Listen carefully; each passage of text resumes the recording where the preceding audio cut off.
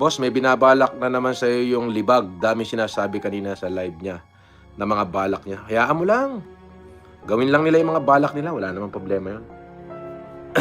Huwag nila ako pinagtatatakot. Magkaso sila kung magkakaso sila. Ganun lang kasimple.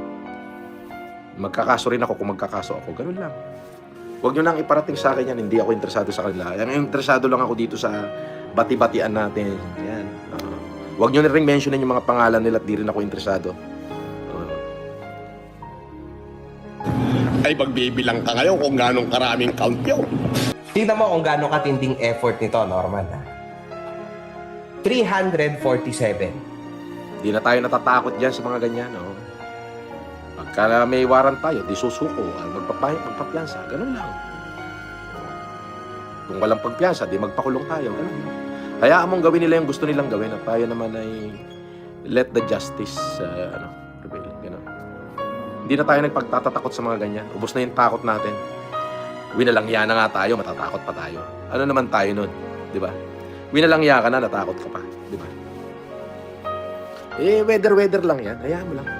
Kung sakali ho na ako ay magkakaroon uli ng warrant, ay i-text nyo na lang ako at ako'y susuko. Huwag na ho kayong mahirapan. Kung kailan pa ako nakulong at saka pa ako na stress-free.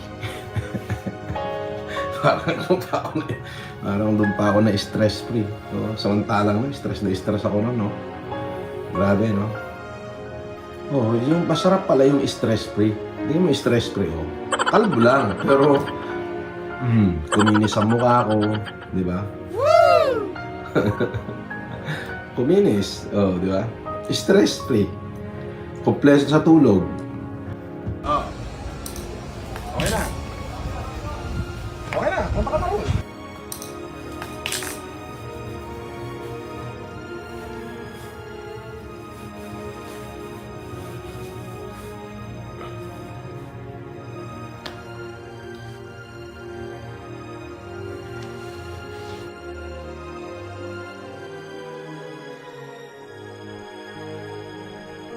O edi wawaran, di magpiyansa. Ganun lang. Wala naman akong natanggap na subpwena. Mali naman yun. Hindi nga ako nasintak sa kulungan eh. Di ba? Alam niyo, nung nakulungan. Talaga humulay. Walang waiver, walang batas-batas sa loob ng kulungan, sa mudmukuin mo. Doon. Pwede kang tubigin doon na nakatutulog ka, pwede kang takpan ng punan na nakatutulog ka.